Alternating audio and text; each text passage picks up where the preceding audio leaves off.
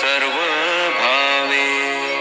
साईं सच्चरित के 53 अध्यायों का एक के पीछे एक भक्तजन पारायण करते हैं। पोथी पारायण का मान पाने के लिए भक्तों के बीच लॉटरी निकाली जाती है। पहले कुछ अध्यायों का पारायण संस्थान के मान्यवरों द्वारा किया जाता है। ये पोथी पारायण रात भर जारी रहकर दूसरे दिन प्रातः काल 5:30 के करीब समाप्त होता है। इसी बीच पहले दिन रात 9 बजे श्री साईं की पालकी लेकर जुलूस द्वारका माई से निकलता है और गांव से होकर रास्ते में भारूड इत्यादि कार्यक्रम करते करते समाधि मंदिर पहुंच जाता है। रात 11 बजे शेजारती होती है और उसी के साथ उत्सव के पहले दिन की समाप्ति भी होती है। उत्सव का दूसरा दिन प्रमुख दिन माना जाता है। उस दिन हमेशा की तरह 5:15 बजे काकड़ आरती की जाती है। 6 बजे पोथी और श्री साईं की तस्वीर की पालकी लेकर द्वारका माई से जुलूस निकलता है और गुरुस्थान पहुंचता है।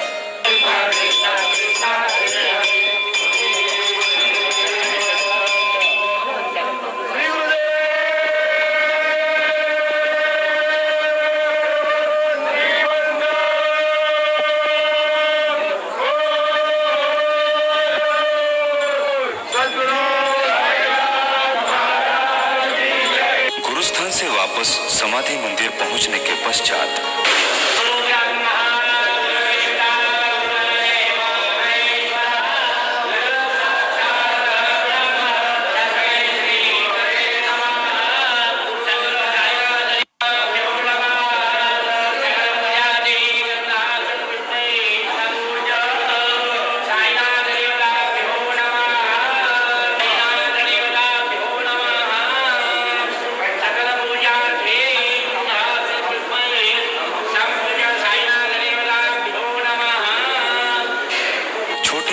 के बाद स्वयं श्री बाबा और बाबा के समाधि के मंगल स्नान के कार्यक्रम का आरंभ हो जाता है।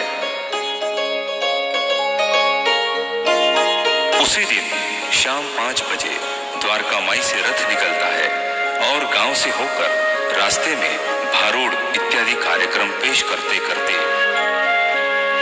समाधि मंदिर पहुंच जाता है।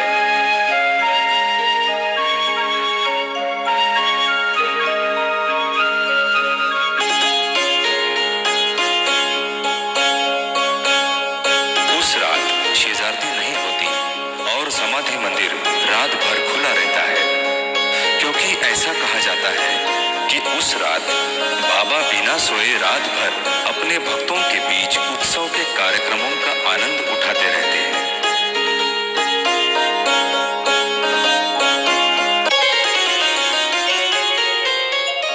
उत्सव के तीसरे दिन रात भर समाधि मंदिर खुला रहने की वजह से काकड़ आरती नहीं की जाती। सुबह 6 बजे श्री बाबा को मंगल स्नान कराया जाता है। 7:30 बजे गुरुस्थान में रुद्राभिषेक किया जाता है। 10:30 बजे समाधि मंदिर के ठीक सामने गोपाल काला और दही हंडी के कार्यक्रमों का आयोजन किया जाता है।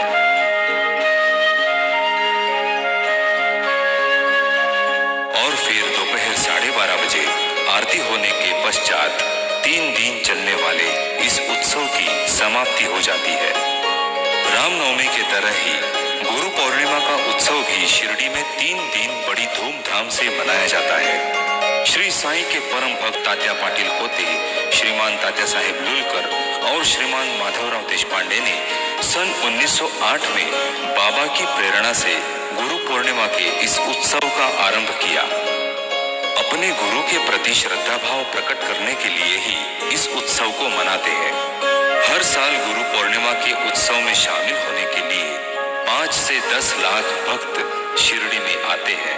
जया माझी आवड मोठी तयांचे मी अखंड दृष्टी, तया मजवीण ओस सृष्टी, माझी याच गोष्टी तया मुखी, तया माझे अखंड ध्यान, जिव्हेसी माझेच नामावर्तन, करू जाता गमनागमन, चरित्र गायन माझे तया। शिरडी का तीसरा महत्वपूर्ण उत्सव है दशहरा। ये उत्सव बाबा के स्मरण में मनाया जाता है, क्योंकि 19 अक्टूबर 1918 के दशहरे के दिन ही बाबा ने अपना देह त्याग दिया था। दोपहर आरती के बाद करीबन 12 से 1 बजे तक आराधना विधि यानी पिंडदान करके ब्राह्मणों को दक्षिणा दी जाती है। बाकी सारे कार्यक्रम हमेशा की तरह 3 दिन धूमधाम से चलते रहते हैं। शिरडी में बसा हुआ सद्गुरु का यह मंदिर महज एक मंदिर नहीं, बल्कि पंच पकवानों से भरी सोने की थाली है। इस थाली में हर तरह से शरीर को पोषक खाना परोसा हुआ है, जैसे गुरुस्थान रूपी पूरनपोली, दाल सब्जी रूपी द्वारका माई, चावड़ी रूपी आंबे मोहर के चावल और समाधि स्थान रूपी छाछ का प्याला। ऐसे स्वादिष्ट और पोषण युक्त भोजन का आस्वाद लेने के लिए और उसे हजम करने के लिए दिन रात साईं नाम का जाप करो। जब तक द्वारका माई में उदी का भंडार भरा पड़ा है, तब तक इस धरती पर बाबा का जय जयकार होता ही रहेगा। शायद इसीलिए बाबा कभी कभी कहते थे, रमते राम आयो जी, उदिया की गोणियां लायो जी।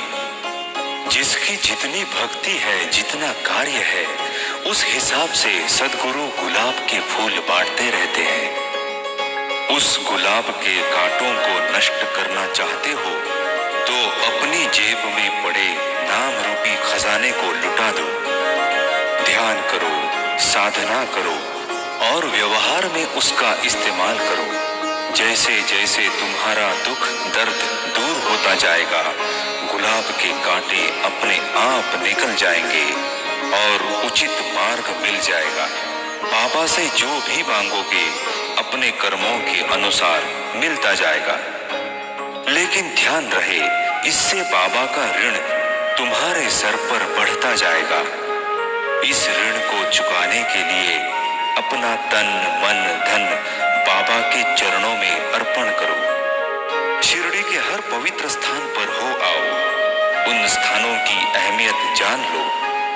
हर पल सद्गुरु का नाम स्मरण करते रहो और उनके एक एक लफ्ज को अपने नस नस में समाने दो। सद्गुरु का कृपा आशीर्वाद तुम्हें अवश्य प्राप्त हो जाएगा। तुम्ही जोर काढू लागा, दुधाची का काळजी सर्वस्वी त्यागा, वाटी घेऊनी उभाच मी मागा, पृष्ठभागा आहे की। म्हणाल जोर म्या काढावे, दुधाचे प्याले तुम्ही रिचवावे, हे तो आपणा नाही ठावे, दक्ष असावे कार्याक्षी।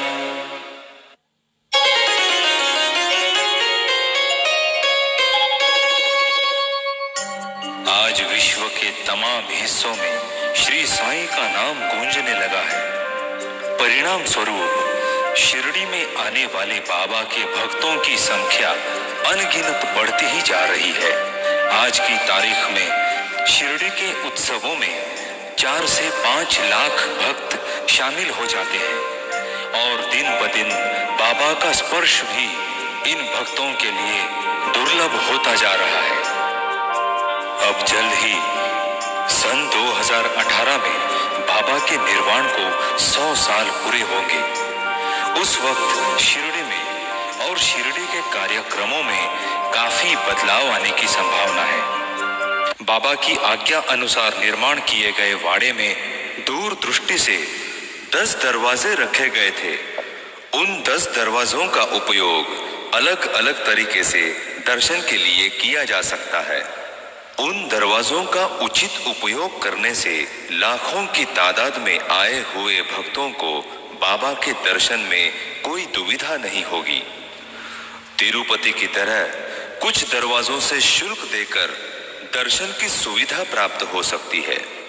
कुछ दरवाजों से बिना हार फूल लिए दर्शन प्राप्त हो सकता है, तो कुछ दरवाजों से मुख दर्शन हो सकता है।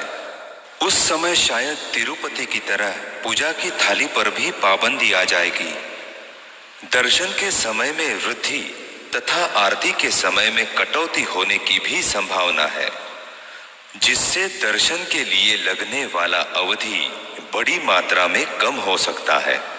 सैटेलाइट और केबल जैसे तंत्र ज्ञान की मदद से शिरडी के कार्यक्रमों का प्रसारण विश्व के घर घर में देखा जाएगा। कुरियर सेवाओं की मदद से बाबा का प्रसाद घर घर में भेजा जाएगा। अपने मोबाइल फोन पर आप बाबा के दर्शन कर सकेंगे, शिरडी का हालचाल भी जान सकेंगे। शिरडी एक बड़ा शहर बन जाएगा जिसमें एयरपोर्ट भी होगा। बीमार और बुजुर्गों के लिए स्वयं चलित सीढ़ियां होंगी। आज जहां भोजन गृह है, शायद वहीं पर उस वक्त अभिषेक करने के लिए हॉल होगा। लेकिन इतना सब होने के बावजूद एक बात तो तय है कि किसी भी हालत में द्वारका माई, समाधि मंदिर, चावड़ी और गुरुस्थान की अहमियत जरा भी कम नहीं होगी। घर बैठे बाबा का जीता जागता एहसास प्राप्त नहीं होगा। शिरडी जाए बगैर शारीरिक और मानसिक पीड़ा से घर बैठे राहत नहीं मिल पाएगी, क्योंकि शिरडी आखिर शिरडी है। वहां जाना तो जरूरी है, क्योंकि वो अपना घर है, अपने माता पिता का घर है।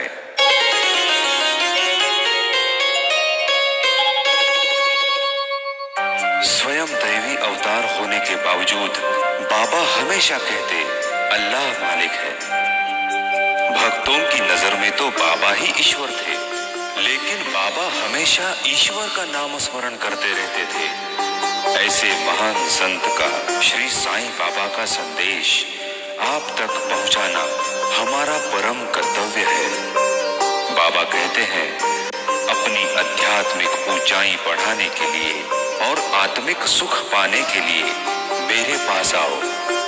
आपको क्या देना है ये मुझे पता है और मैं दे भी सकता हूँ, लेकिन उसके बाद आपके सर पर जो कर्जा चढ़ेगा उसे चुकाने के लिए निस्सिम भक्ति, नाम स्मरण, चिंतन, मनन और पोथी पठन करना पड़ेगा।